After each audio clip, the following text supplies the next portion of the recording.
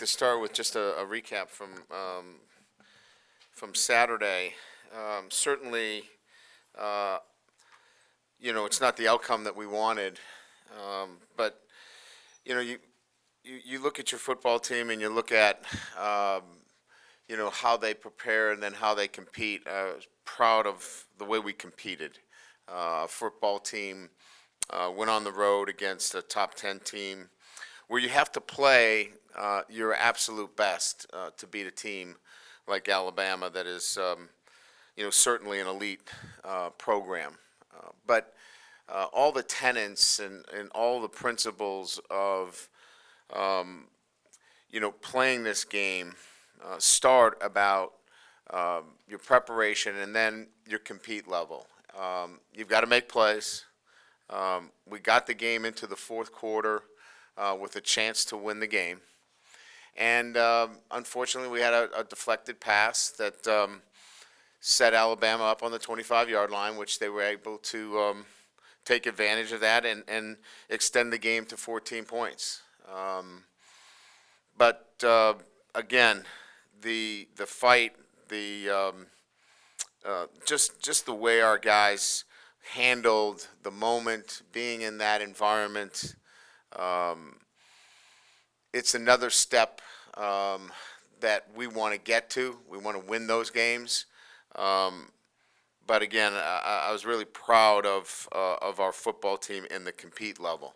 We've got to coach better in those situations, and we've got to make some more plays, certainly.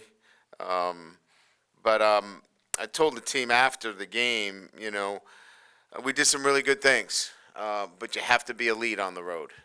You have to be elite to beat teams like that, and we're certainly not there yet, but we're closing the gap. And I know nobody wants to hear that. They want to be elite right now, but that team's 45-5 over the last 50 games.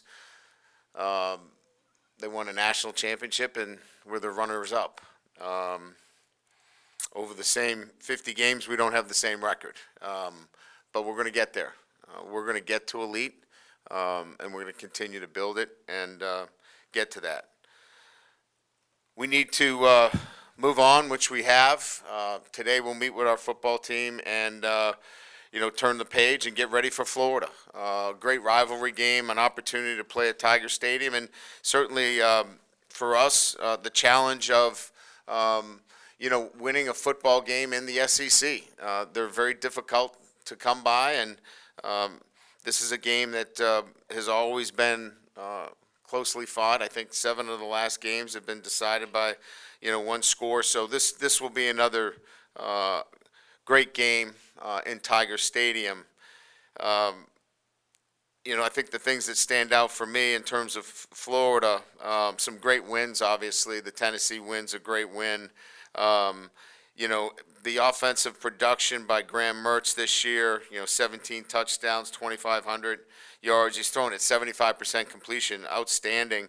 The running game is as good as there is in the SEC with Johnson and Etienne.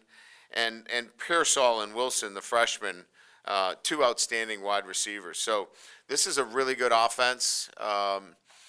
It's really built on the running game, play action. They'll take some shots. They've got really an elusive runner in Wilson when he's got the football in his hands, and then a big play guy in Pearsall.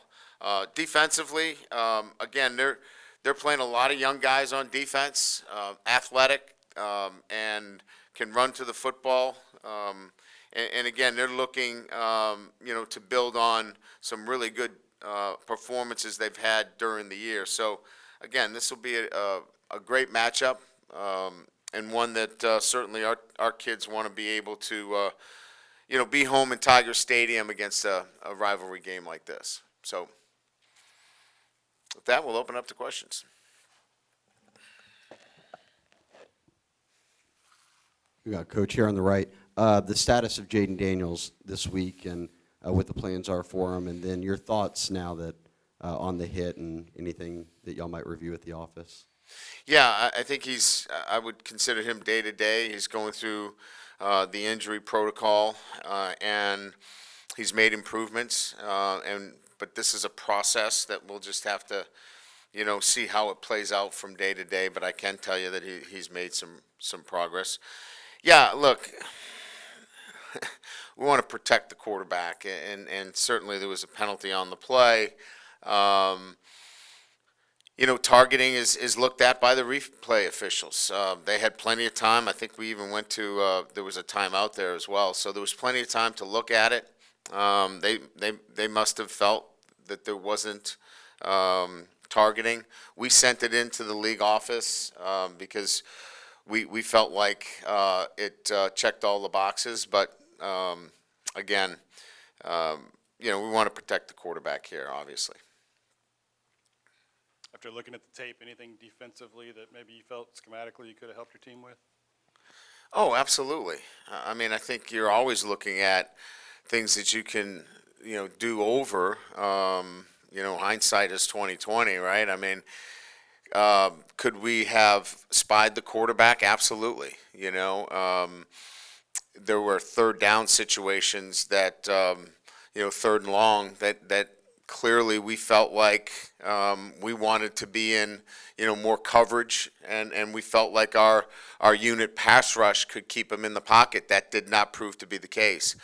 I would say that was probably, the number one thing in terms of if we had to do some things coaching-wise differently, we probably would have employed a spy technique. Coach, kind of piggybacking off that question, when you're at halftime making defensive adjustments and talking things over, was it the same dilemma on how many do we drop and so forth? And do you feel like you made the proper halftime adjustments? Yeah, I mean, we went out 28-21. We scored first. Again,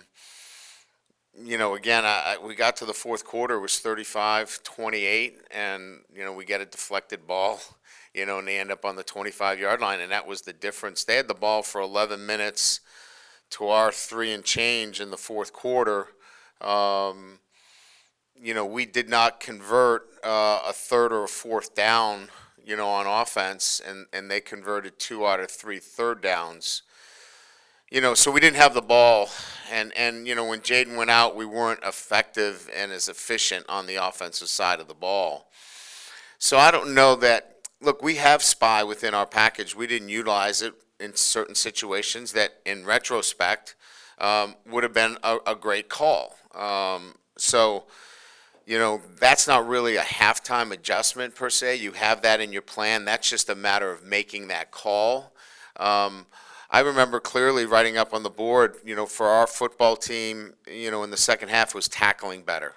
We needed better leverage. Our eyes needed to be better. And I felt like if we did those things, we were going to be in good shape. And then from an offensive standpoint, it was, continue to have the balance that we had. Brian, down here in the front.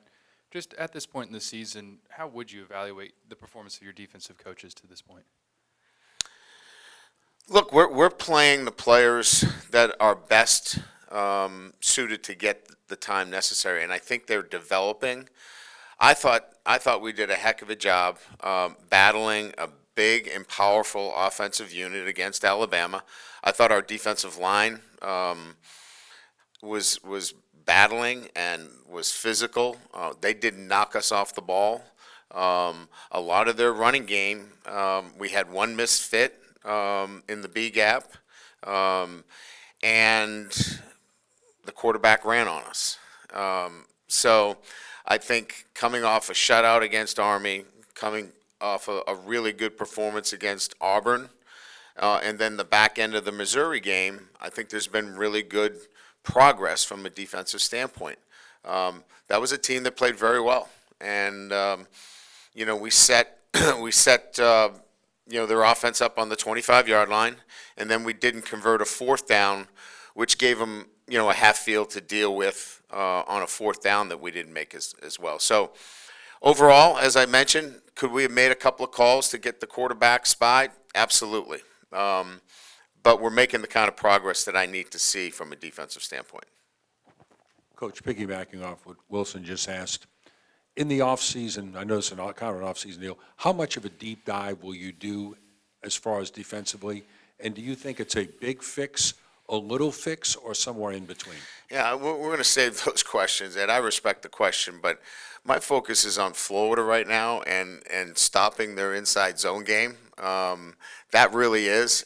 I respect the question, and certainly there's going to be a time for those questions, and we'll answer those questions. But my mind is really wrapped around getting another win, playing at a high level, and beating Florida right now. Just from the running game perspective, outside of Jaden, it just seemed that you guys weren't able to get as much push against Bama. Just what did you see from the run game, and just how do you kind of get that back on track? Yeah, I mean, look, we got behind. We didn't throw the ball in the fourth quarter, I don't think, at all. Run the ball at all in the fourth quarter. So, I think some of it is, skewed a little bit based upon, the circumstances within the game. Yeah, they're stout. They're physical. We felt like it was going to be one of the better defenses that we have seen. But yeah, I think we'll continue to evolve from an offensive standpoint in terms of looking at things that we can do in the running game. I think they were very stingy, and we'll have to continue to evaluate where we need to go. How important is this week for Garrett, especially just for the potential that he could start in this game and actually mentally prepare to get those starter reps? I think every week has been important for him in terms of preparation. Certainly, we're going to make sure that he is ready. There's some things we got to clean up, and he knows it. So, yeah, I would say that he clearly recognizes that there's some things that he's got to do better during practice, and he's up for it, and I'm sure he's excited about it. Yeah, how will you approach practice this week with Jaden being questionable? And then so much of the talk last week was about the young corners. How do you think they held up? Yeah, I mean, look, we'll take Jaden's situation, day by day, and we're hopeful and that things continue to move in the right direction. But you always have to prepare yourself for the eventuality of both quarterbacks playing, and we'll continue to do that. And Garrett really knows that there's some things that he's got to work on during the week. So I think we'll just be a lot more of a focused working kind of situation for him, in that it's he's one snap away from getting in the game. I thought Javon Toviano played solid. Ball got outside the defense one time where his eyes weren't exactly there, but he was physical. He was on body, and for a first start on the road, I would say that we were pleased with his performance. Ashton Stamps got a chance to play as well. He did exactly what we asked him to do when he was out there on nickel. So, two freshmen playing on the road for the first time at Alabama, pretty good baptism for those two young guys. Coach, will be first time coaching after LSU loses to Alabama. A lot of years here in the past, there's been a letdown because a lot of the goals are off the table, winning the West. How do you avoid against a letdown? What do you tell your team this week? It's the same thing about, what last week was about. It wasn't an emotional week. It was a preparation week for us. So this week will be the same. We need to prepare. Listen, it goes to what I said. Like, if we want to be elite, we have to be consistent. We won 10 games last year. You need to win 10 again. And that's in front of you. So you have an opportunity to win 10 games again this season.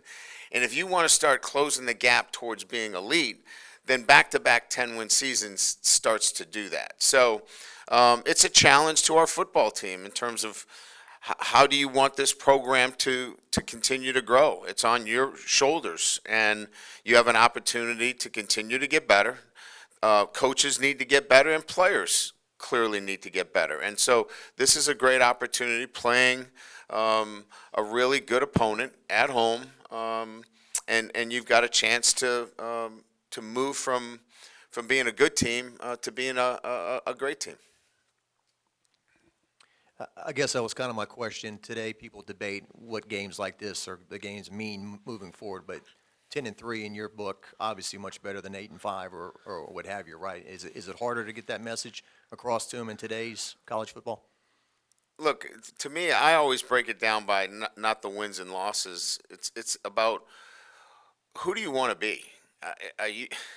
You have choices, right? You can be bad at things if you want to be bad at things. You can be average at things, 500's average. You can be good at things, maybe that's 7 or 8 wins. You can be great or elite. I think we can be so much better than good. We can be great, and great requires more of a commitment, and so they're going to have to give more this week. The coaches are going to have to give more. The players are going to have to give more. So if you're not interested in being great or elite, you have choices to make. I want to be around great. I want to be around elite, because that's what this program. I didn't come down to LSU to be good. I came here to be elite. And our players that sign scholarship papers here, I'm sure they do it because they want to be elite too. I know our fan base doesn't want good. I can tell already that that's not the case. It's about being elite. So these are weeks where you're talking about, why are you here? I know why I'm here. Why are you here? We're here on this chase to be elite. And so this week is going to require you to work on these things totally, physically, technically, tactically, mentally, if you want to be elite. Coach, right here, Greg Penn said something that you kind of iterated throughout the season of, guys not maybe doing their jobs. Do you attribute that more to, after watching the film, a quarterback in Mill Road that can improvise really well, or guys just trying to do too much to make up for some deficiencies? Yeah, so this journey that we're on about, it's not about talent, it's about talent and traits. And building traits where there's, an attention to detail, the fine details, has to happen 24 hours a day, 7 days a week. You just don't show up on Saturday and go, you know what, I'm going to have attention to detail today. So that's the process that we're in within this program, is building that attention to detail, that when you have a tutor's appointment at 9:30, you don't show up at 10:30. You show up at 9:25. That's attention to detail. Or when there's a meeting that is at 2 o'clock, you don't show up at 1:59. That attention to detail takes a lot of time. It takes consistency and building those habits. We're working on that. We are not a finished product, but they're working hard to get there. We're just not there yet. And that, when you get there, you start to move yourself up from good to great to elite. Coach, has this whole thing over the last 2 years been harder than you thought it might be, or do you think it's kind of exactly what you expected when you got here? This was going to be hard work, and I felt like it was, but it's been matched with the want to and the desire to do it. It's just habit forming and doing things the right way every day outside of football and inside of football is not an easy task. Being elite is hard. It's really hard. And if it's just the level of good, we're pretty close to being that. Look, we've lost 3 times to top 10 teams on the road, okay? That doesn't matter. If you want to be elite, you got to beat those teams on the road. And we beat a top 20 team in Missouri on the road. People can say, well, that's good. That's good. You lost to the teams you're supposed to lose to. You beat the teams you're supposed to win. We're not here for that. So to get to elite is really hard, and these guys are working towards that. It just takes some time. Coach, down here, besides Jaden, are there any other injuries that you're following? None. Particularly Zai Alexander, maybe? Oh, yeah, Zai is not going to be able to play. So, Brian, obviously, as you said, you're focused on this week winning this game, but you're also having to focus on the big picture. Does over time, is your hope that becomes less, that things become more ingrained, in terms of what you're trying to get in terms of a big picture for the program, and you get to focus a little more on the. I don't want to say it's detracting from each and every game. I don't mean that, but it sounds like you're trying to instill things in the program that need to be put in that maybe hadn't existed before? Look, the building a championship program and a program that has the ability to win national championships has to have all of those foundational principles that I talked to, including in recruiting. And we've just started recruiting, and we had a great recruiting class last year. We're on page to have another really good recruiting class.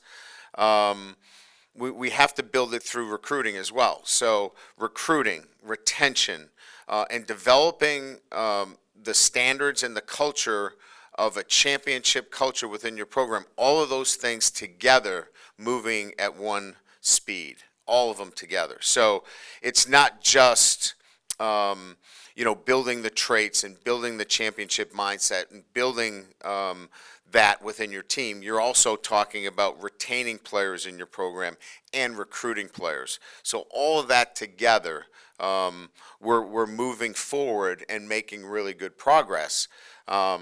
It's just not at the elite level yet. Brian, down here specifically with Jaden, is there a plan for him to practice tomorrow at this point? Do you just not know yet? Today is not a practice day, so we didn't have to make that determination. We wouldn't make that determination until tomorrow when he goes through the next stage of his protocol. Okay. So at this point, you can't quite decide yet, like how you would split up reps between him and Garrett or anything like that? That's all going to be, like you said, kind of Yeah, day to day? that would probably be day to day, yes, yeah.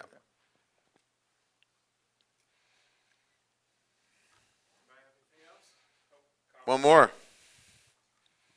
Seems to be a theme today. Do you think Jaden's high level of play has accelerated the expectations for the program and not just this individual team? I really hadn't thought about that. Listen, my expectations are the same as everybody else's expectations. Our offense is ahead of our defense. I want our defense to catch up, certainly, right? Our offense is one of the best, if not one of the best offense in the country. But we're not at the same level. We have to continue to build, and we have to continue to recruit. We have to continue to coach at the highest level, and that's just not the case yet. But we're going to continue to get there, and we're going to continue to make the progress. I was asked the question, where do you feel your defense is? We're making progress defensively. It might not be at the level we all want to, but we have to then in the offseason look at, all right, where are we in all phases? Kind of the question that Ed brought up is the bigger picture. We'll do a deeper dive at the end of the season on all those other things because we have to be able to catch up to where our offense is.